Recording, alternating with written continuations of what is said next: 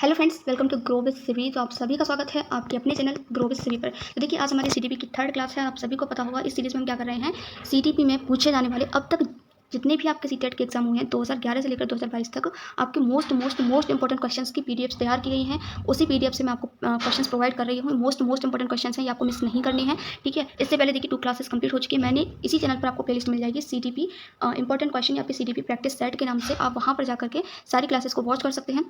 Almost आज की class में आपके 30+ क्वेश्चंस रहेंगे, ठीक है। और देखिए, आपको सबसे इंपॉर्टेंट बात, अगर देखिए क्लास आपको अच्छी लगती है तो प्लीज़ क्लास को लाइक जरूर किया कीजिए। आप लोग क्लास को लाइक नहीं करते हैं, वीडियो तो वॉच करते हैं, ठीक है। और दूसरी बात, आप अपना स्कोर भी जरूर कमेंट किया कीजिए, जिससे मेरे को भी एक आइडिया लग पाए कि आपकी जो प्रिपरेशन है वो कहाँ पर चल रही है, आप कितना अच्छा परफॉर्म कर पा रहे हैं, क्योंकि आपके एग्जाम में अब ज़्यादा टाइम नहीं बचा है, ठीक है।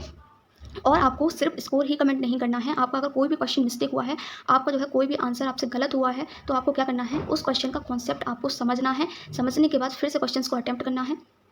इस तरीके से आपको अपने सारे क्वेश्चंस तैयार करने हैं। दूसरी बात, अगर आपको ये पीडीएफ चाहिए तो ये पीडीएफ्स आपको कहाँ मिलेंगी, तो ये पीडीएफ आपको टेलीग्राम चैनल पर मिल जाएंगी। टेलीग्राम चैनल का लिंक मैं आपको डिस्क्रिप्शन में प्रोवाइड कर दूँगी। आप वहाँ से टेलीग्राम चैनल को ज्वाइन कर सकते हैं और पीडीएफ को डाउनलोड कर सकते हैं। तो चलिए क्वेश्चंस को स्टार्ट करते हैं। देखिए, मेरे क्वेश्चंस को बोलने के जस्ट बाद ही आप अपना आंसर देख लिया कीजिए, क्योंकि उसके बाद मैं आंसर बताती हूँ। इससे आपको एक आइडिया लग जाएगा कि आपका स्कोर कितना बन रहा है, ठीक है। तो देख लेते हैं क्वेश्चन नंबर 34। विकास कभी ना समाप्त होने वाली प्रक्रिया है, यानी कि इस development is a never ending process. यह विचार किससे संबंधित है, किस सिद्धांत से, किस प्रिंसिपल से रिलेटेड है। तो I hope very easy questions और मोस्ट रिपीटेड क्वेश्चन है ये। इसका करेक्ट आंसर है ऑप्शन नंबर 2, निरंतरता का सिद्धांत, यानी कि प्रिंसिपल ऑफ कंटिन्यूटी। कभी समाप्त नहीं हो रही है, इसका मतलब ये है कि चलती ही रहती है, यानी उसमें एक कंटिन्यूटी है। तो ऑप्शन नंबर 2 ही आपका यहाँ पर बिल्कुल करेक्ट हो जाएगा। नेक्स्ट क्वेश्चन, मन का मानचित्रण संबंधित है, यानी कि माइंड मैपिंग रेफर्स टू। तो इसका जो करेक्ट आंसर है वो आपका option number 4, researching the functioning of the mind. मन की क्रियाशीलता पर अनुसंधान से। मन का चित्र बनाने से बिल्कुल गलत, ये आपके तीनों ही यहाँ पर गलत हो जाएंगे। ऑप्शन नंबर 4 आपका यहाँ माइंड मैपिंग के बारे में बिल्कुल करेक्ट हो जाएगा। नेक्स्ट क्वेश्चन, शारीरिक रूप से अक्षम बालकों को सामान्यतः कौन सी डिसेबिलिटी होती है वो आपको बताना है। ये भी आपका मोस्ट रिपीटेड क्वेश्चन है।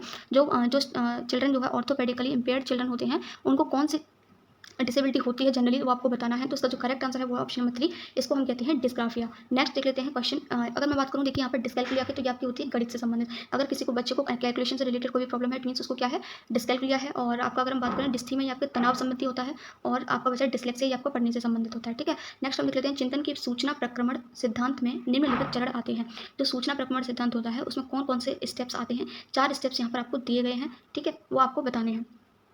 ये 4 स्टेप्स आते तो देखिए चारों ही स्टेप्स, लेकिन आपको क्या करना है, इनको क्रम से लगाना है, इनका सही क्रम बताना है कि पहले प्रतिक्रिया क्रियान्वयन आएगा, प्रतिक्रिया चयन आएगा, श्रेणीकरण आएगा, या फिर पूर्व प्रक्रम आएगा। तो देखिए, सबसे पहले हम क्या करते हैं, इसका क्या होगा, पूर्व प्रक्रमण होगा, यानी कि प्री प्रोसेसिंग की जाएगी इसकी, ठीक है। प्रोसेसिंग करने से पहले क्या होगा, प्री प्रोसेसिंग की जाएगी, यानी सबसे पहले आएगा ऑप्शन नंबर 3, ठीक है। तो 3 आएगा, तो 3 देखिए या तो आपको 3 में है, 2 में है, 4 में है। उसके बाद आपका क्या होगा, प्री प्रोसेसिंग के बाद आपकी होती है कैटेगराइजेशन, यानी कि श्रेणीकरण। तो 3 के बाद आपका आएगा 4, तो 3 के बाद 4 आपका सिर्फ ऑप्शन नंबर 4 में दिखाई दे रहा है, तो ऑप्शन नंबर 4 ही आपका यहाँ पर बिल्कुल करेक्ट हो जाएगा। उसके बाद आपका देखिए रेस्पॉन्स सिलेक्शन होता है, और उसके लास्ट में आपका होता है रेस्पॉन्स एग्जीक्यूशन, उसका क्रियान्वयन किया जाता है। क्रियान्वयन जो है आपका सबसे लास्ट में किया जाता है। तो ये स्टेप्स आपको याद रखने हैं। नेक्स्ट क्वेश्चन, शहर शैक्षणिक क्षेत्रों में निष्पादन के आधार पर, शैक्षणिक क्षेत्रों में निष्पादन के स्तर को बढ़ाने का औचित्य स्थापन किस आधार पर किया जा सकता है। मुझे लगता है ये क्वेश्चन आप सबके लिए थोड़ा सा जो है आपको टफ लग रहा होगा। The upscaling of performance in the scholastic areas on the basis of performance in co scholastic areas can be justified by. तो इसका करेक्ट आंसर है ऑप्शन नंबर बी, यह वैयक्तिक विभिन्नता को क्या करता है, संतुष्ट करता है। देखिए नीचे आपको लिखा हुआ है, यह हास्यकर विद्यार्थियों के लिए प्रतिपूरक भेदभाव नीति का बिल्कुल गलत भेदभाव नहीं करता है। ये सार्वभौमिक धारणा को सुनिश्चित करता है, नहीं। यह हाथ के लिए किए जाने वाले श्रम के प्रति समान हो सकता है, नहीं। ऑप्शन नंबर 1 ही यहाँ पे बिल्कुल करेक्ट हो जाएगा, it caters to individual differences. Next question देख लेते हैं, सफल समावेशन को निम्नलिखित की आवश्यकता होती है सिवाय। देखिए यहाँ पर सिवाय लिखा हुआ है कि इन 4 ऑप्शन में से किसके अलावा सभी की जरूरत होती है। सेग्रीगेशन, अभिभावकों की भागीदारी, सही कैपेसिटी बिल्डिंग, सेंसिटाइजेशन। तो ऑप्शन नंबर 1 ही आपका यहाँ बिल्कुल करेक्ट हो जाएगा।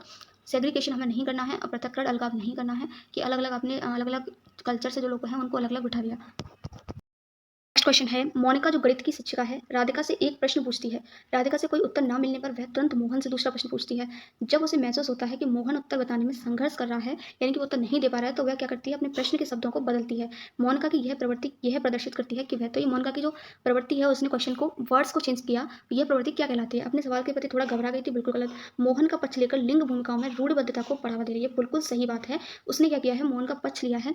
क्यों, क्योंकि राधिका, सबसे पहले उसने क्वेश्चन राधिका से पूछा था, जब राधिका से उसको उत्तर नहीं मिला, तो तब भी उसको ये सोचना चाहिए था कि हो सकता है राधिका को क्वेश्चन समझ में ना आ रहा हो, तो ये चीज़ें वो उसके शब्द बदल करके राधिका को भी समझा सकती थी, लेकिन नहीं, उसने राधिका के साथ ऐसा नहीं किया। उसने मोहन को ये सब बताया। इट मीन्स वो क्या कर रही है, जेंडर स्टीरियोटाइपिंग को फॉलो कर रही है, ठीक है। तो ऑप्शन नंबर 2 आपका यहाँ बिल्कुल करेक्ट हो जाएगा।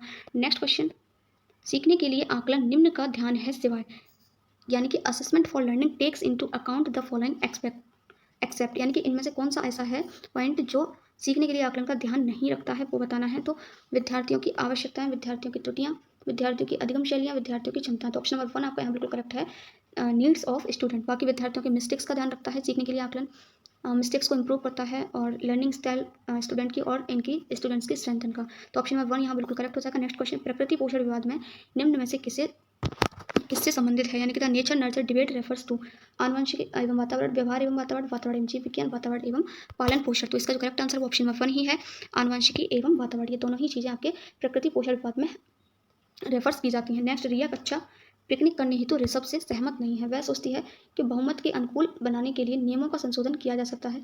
यह सहपाठी विरोध पियाजे के अनुसार निम्न में से किससे संबंधित है, ये आपको बताना है। तो पियाजे की थ्योरी आपको याद रखनी है, ये आपको बताना है। तो इसका जो करेक्ट आंसर है वो है आपका option number 4, morality of corporation, यानी कि सहयोग की नैतिकता। अब हम बात करते हैं विषमांग नैतिकता। तो ये कोई नैतिकता नहीं है, गलत हो जाएगा। संज्ञानात्मक अपरिपक्वता, कॉग्निटिव इमेच्योरिटी का यहाँ पर कोई रोल नहीं है, रिएक्शन का भी यहाँ पर कोई रोल नहीं है। ऑप्शन नंबर 4 ही यहाँ बिल्कुल करेक्ट हो जाएगा। वो वैसे भी आप सहपाठी से विरोध के अनुसार बात की जा रही है, तो सहपाठी से आप समझ सकते हैं कि कॉपरेशन की बात की जा रही है। तो ऑप्शन 4 आपका यहाँ बिल्कुल करेक्ट हो जाएगा।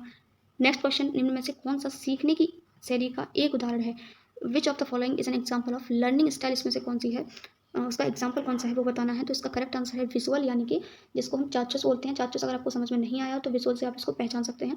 ऑप्शन नंबर 1 आपका यहाँ पर बिल्कुल करेक्ट हो जाएगा। नेक्स्ट क्वेश्चन, शब्दों में अक्षरों के क्रम को पढ़ने में कठिनाई का अनुभव करना और अक्सर चाचोस स्मृति का ह्रास, इससे संबंधित आपको क्या बतानी है, डिसेबिलिटी बतानी है यहाँ पर। तो ऑप्शन नंबर 1 आप यहाँ पर बिल्कुल करेक्ट हो जाएगा। मोस्ट रिपीटेड क्वेश्चन है, डिसलेक्सिया कहते हैं हम इसको।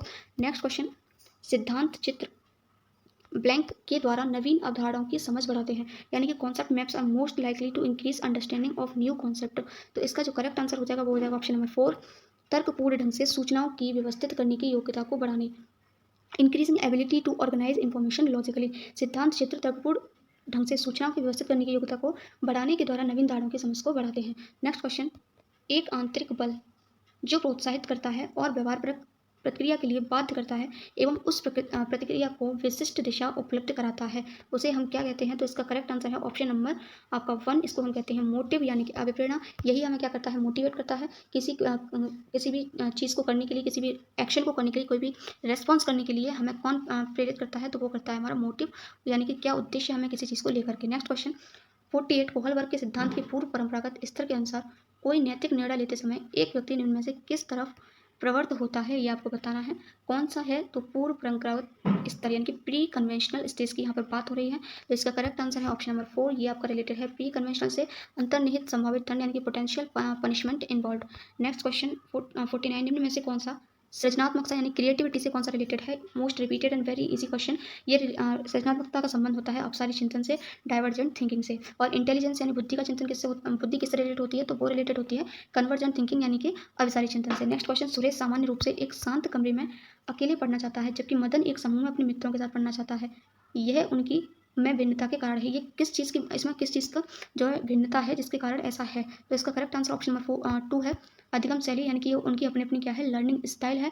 किसी को अकेले पढ़ना अच्छा लगता है, किसी को ग्रुप में पढ़ना अच्छा लगता है। नेक्स्ट क्वेश्चन, प्राथमिक विद्यालय शिक्षक को अपने शिक्षार्थियों को अभिप्रेरित करने के लिए, यानी कि मोटिवेट करने के लिए निम्न में से किस रणनीति को अपनाना चाहिए प्राइमरी स्कूल्स के लिए, ये आपको बताना है। प्रत्येक गतिविधि के रूप में प्रोत्साहन, पुरस्कार, दंड का प्रयोग नहीं करना है, ये गलत हो गया। बच्चों को उनको रुचियों के अनुसार अपने लक्ष्य निर्धारित करने और उन्हें पाने के उद्यम में सहायता करना, बिल्कुल करेक्ट हो गया। बच्चों के इंटरेस्ट की बात हो गई, इसका मतलब ऑप्शन नंबर 2 आपका यहाँ बिल्कुल करेक्ट हो जाएगा। नेक्स्ट अगर हम देखते हैं तो यहाँ पर लिखा हुआ है कठोर मानदंड नहीं देना है, शिक्षार्थियों में अंक लाने के लिए कॉम्पिटिशन वगैरह वर्ड आपको नहीं यूज़ करना है, तो ऑप्शन नंबर 2 ही यहाँ बिल्कुल करेक्ट है। नेक्स्ट क्वेश्चन, पियाजे के अनुसार 2 से 7 वर्ष के बीच का एक बच्चा संज्ञानात्मक विकास की किस अवस्था में होता है। तो पियाजे की 4 स्टेजेस होती हैं जिसको आप याद रख सकते हो, SPCF, इसकी ट्रिक है। एस से आपका होता है सेंसरी मोटर स्टेज, ये आपकी होती है 0 से 2, फिर आपका आता है प्री ऑपरेशनल, ये आपकी होती है 2 से 7, और फिर आपकी आती है सी कॉन्क्रीट ऑपरेशनल, ये आपकी होती है 7 से 11, या आपकी होती है 11 से ऊपर। तो कौन सी पूछ रहा है, 2 से 7, तो 2 से 7 में होती है आपकी प्री ऑपरेशनल, यानी कि ऑप्शन नंबर 4 आपका यहाँ पर बिल्कुल करेक्ट हो जाएगा। सेंसर मोटर यानी कि संवेदी गति आपकी होती है 0 से 2, और मूड संक्रियात्मक आपकी होती है 7 से 11,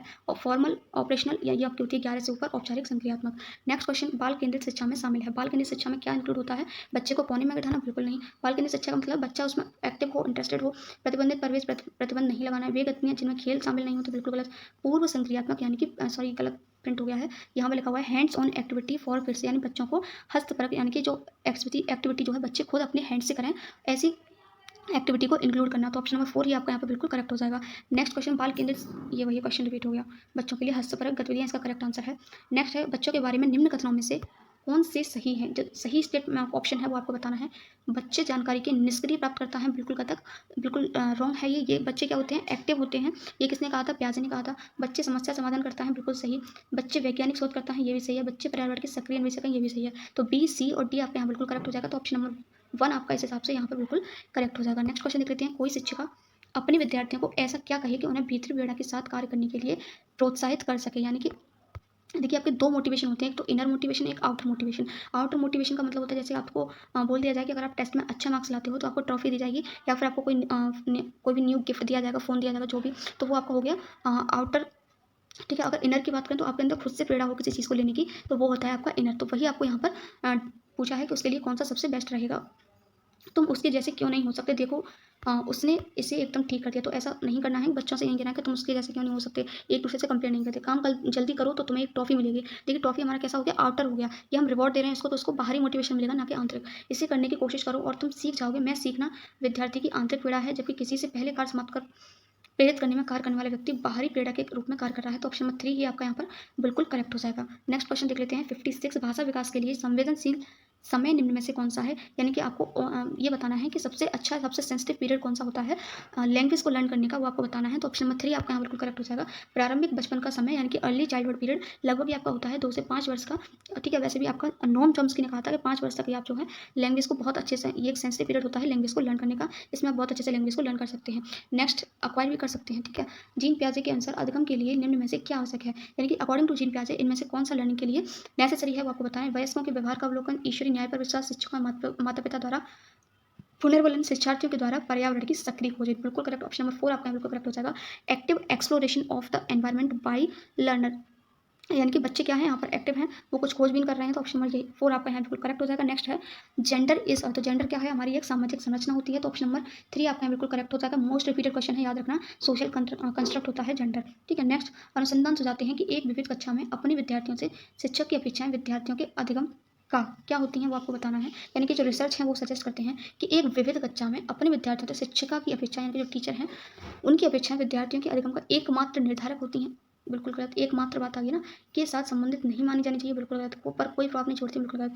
लास्ट है आपका यहाँ पर have a significant impact on, यानी शिक्षार्थी के द्वारा पर्याप्त, नो, ये है आपका पर महत्वपूर्ण प्रभाव। यहाँ पर देखिए पूरा नहीं हो पाया है ये। ऑप्शन नंबर 4 आप इंग्लिश में लिख सकते हैं, have any significant impact on, यानी कि ऑप्शन नंबर 4 आपका यहाँ बिल्कुल करेक्ट हो जाएगा। नेक्स्ट, ये फिर से रिपीट हो गया, जेंडर इज अ, नेक्स्ट लिख लेते हैं, अनुसंधान सुझाते हैं, ये भी रिपीट हो गया। नेक्स्ट है आपका राष्ट्रीय पाठ्यचर्या फ्रेमवर्क, यानी कि एनसीएफ 2005 ने अपनी समझ किससे प्राप्त की है? यानी कि the national curriculum framework 2005 drives it's understanding from. तो इसका जो करेक्ट आंसर है वो है आपका ऑप्शन नंबर 4 कंस्ट्रक्टिविज्म, यानी कि रचनावाद से। नेक्स्ट देख लेते हैं, यहाँ पर आपको दिखाई देगा रचनावाद। 61 क्वेश्चन नंबर, आनुवंशिकता और पर्यावरण की भूमिका के बारे में निम्न में से कौन सा कथन सत्य है? हेरिडिटी और एनवायरमेंट के बारे में। पर्यावरण केवल, देखिए केवल वर्ड आ गया, इसको बिल्कुल कट कर दीजिए। विकास के कुछ पहलू आनुवंशिकता और कुछ अन्य पर्यावरण से अधिक प्रभावित होते हैं। सीखने और प्रदर्शन करने की एक बच्चे की क्षमता जीनों द्वारा पूरी तरह से, बिल्कुल गलत, एक है ओनली जीन से ही निर्धारित। तो ऑप्शन नंबर 2 ही आपका यहाँ बिल्कुल करेक्ट हो जाएगा। विकास के कुछ पहलू हेरिडिटी से और कुछ पहलू जो है एनवायरमेंट, यानी कि जो डेवलपमेंट होता है उसमें एनवायरमेंट और हेरिडिटी दोनों का रोल होता है। ठीक है, तो ऑप्शन नंबर 2 आपका यहाँ पे बिल्कुल करेक्ट हो जाएगा। नेक्स्ट क्वेश्चन, निम्न में से कौन सा विकल्प प्रगतिशील शिक्षा का सबसे अच्छा वर्णन करता है प्रोग्रेसिव एजुकेशन का, वो आपको बताना है। परियोजना विधि, क्षमता समूह बनाना, रैंकिंग देखिए आ गया, रैंकिंग करना, ग्रेड देना, ये सब नेगेटिव वर्ड होते हैं। ऑप्शन नंबर 1 गलत हो गया। करके सीखना, परियोजना विधि, सहयोग से सीखना, बिल्कुल करेक्ट लग रहा है हमें ऑप्शन नंबर 2, लेकिन फिर भी आगे देख लेते हैं। देखिए ऑप्शन नंबर 3 में भी रैंकिंग आ गया, तो ये भी गलत हो जाएगा। अगर हम 4 देखते हैं तो इसमें देखिए लेवलिंग की जा रही है, बच्चों की लेवलिंग नहीं करनी है, तो ये भी गलत हो जाएगा। तो ऑप्शन नंबर 2 ही आपका यहाँ बिल्कुल करेक्ट हो जाएगा। ये देखिए अप्रोच होती है अपने आंसर तक पहुँचने के लिए, क्योंकि टाइम आपका कंज्यूम हो सके, इसलिए आपको जो है इसी अप्रोच से आंसर्स को सॉल्व करना है। ठीक है, सॉरी क्वेश्चन को सॉल्व करना है। नेक्स्ट क्वेश्चन, बच्चे ब्लैंक को छोड़कर अन्य सभी के द्वारा लिंग भूमिकाएं ग्रहण करते हैं। Children acquire gender roles through all of the following except. ठीक है, तो ये आपको बताना है ट्यूशन, मीडिया, सामाजिकरण और संस्कृति। तो इसका जो करेक्ट आंसर है वो आपको ऑप्शन नंबर 1 ही हो जाएगा, ट्यूटरिंग, यानी कि ट्यूशन। नेक्स्ट क्वेश्चन, बच्चों में प्रतिभाशीलता यानी कि गिफ्टेडनेस इन चिल्ड्रन ब्लैंक के कारण हो सकती है, किसके कारण हो सकती है? तो इसका करेक्ट आंसर ऑप्शन नंबर 2 है, and interplay between heredity and environment. हमारे जो डेवलपमेंट होता है इसमें दोनों ही चीज़ों का रोल होता है, एनवायरनमेंट का भी, हेरिडिटी। तो ये था आज का लास्ट क्वेश्चन। आगे के क्वेश्चन आपको नेक्स्ट क्लास में प्रोवाइड किए जाएंगे। आई होप फ्रेंड्स आपको क्लास अच्छी लगी होगी। क्लास अच्छी लगी हो तो प्लीज़ क्लास को लाइक ज़रूर करना। Thank you so much for watching this video. Other classes के लिए आप जो है प्लेलिस्ट चेक कर सकते हैं अदर सब्जेक्ट के क्लासेस के लिए। और हाँ, अपने फ्रेंड्स के साथ इस वीडियो को शेयर करना मत भूलना, क्योंकि ये मोस्ट इंपॉर्टेंट क्लास थी। Thank you so much.